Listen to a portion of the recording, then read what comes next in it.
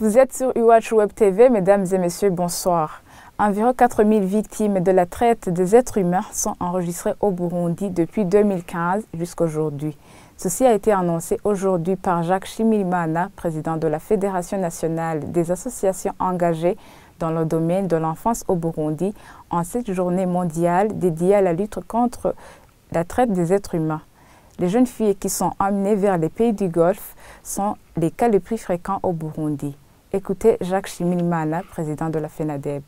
Nous estimons à plus de 4000 le nombre de victimes de la traite des personnes depuis 2015 jusqu'à aujourd'hui, d'après les témoignages, d'après les cas de filles qui retournent de ces pays du Golfe et d'après les différents rapports que nos organisations produisent ou des rapports qui sont produits par les différents services du gouvernement ou des agences des Nations Unies. Les cas les plus fréquents aujourd'hui, ce sont les cas de filles qui partent sans toutefois être recrutées par ces trafiquants, mais qui y vont par leur propre gré. Donc qui cherchent ces trafiquants, qui cherchent des passeurs et qui passent par le Rwanda, par l'Ouganda et par le Kenya et qui prennent l'avion à partir du Kenya vers les pays du Golfe.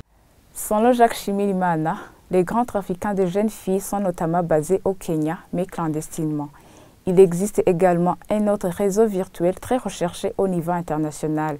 Pour le président de la FENADEB, il devrait y avoir une coopération bilatérale ou un cadre légal pour que ces jeunes filles soient protégées une fois leurs droits bafoués. Écoutez encore une fois, président de la FENADEB. Les grands réseaux sont installés aujourd'hui dans le pays comme le Kenya et les partenaires dans la lutte contre ce phénomène sont en train de tout faire pour démanteler ce réseau Kenya et un autre réseau appelé Human Trafficking Incorporated qui est virtuel, qui n'est pas connu jusqu'à présent et qui est recherché au niveau mondial. Donc nous espérons que d'ici peu on pourra démanteler ces grands réseaux qui recrutent nos filles et qui s'intéressent beaucoup plus aux filles burundaises, éthiopiennes, érythréennes, malgaches et zimbabwéennes. Dans ces pays, ils n'ont pas de réglementation du travail pour les étrangers qui travaillent dans ces pays.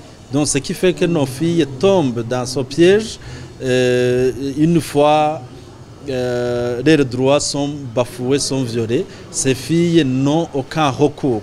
Donc, si aujourd'hui nous combattons toujours pour la mise en application, l'existence d'une coopération bilatérale ou d'un cadre légal entre notre pays et les pays du Golfe, c'est pour effectivement éviter que nos filles continuent à être exploitées. Le ministère des Affaires étrangères, de son côté, il indique qu'il mène des contacts diplomatiquement pour résoudre des problèmes exposés par les Burundais, qu'ils soient au pays ou à l'étranger.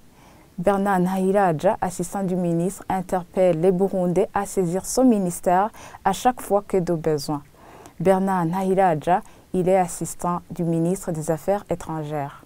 Le gouvernement du Burundi, notamment à travers le ministère des Affaires étrangères, ne ménage aucun effort pour secourir les Burundais, les Burundaises dans leur situation de besoin, que ce soit sur cette question de traite d'êtres humains ou autre question.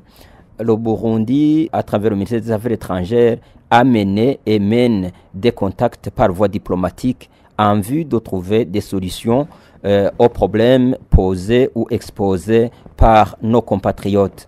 Je saisis cette occasion pour interpeller nos compatriotes, qu'ils soient à l'intérieur du pays ou à l'extérieur, lorsqu'il y a des cas qui surgissent et où nos compatriotes estiment ou voient qu'ils ont besoin d'une assistance quelconque, qu'ils n'hésitent pas à contacter le ministère des Affaires étrangères.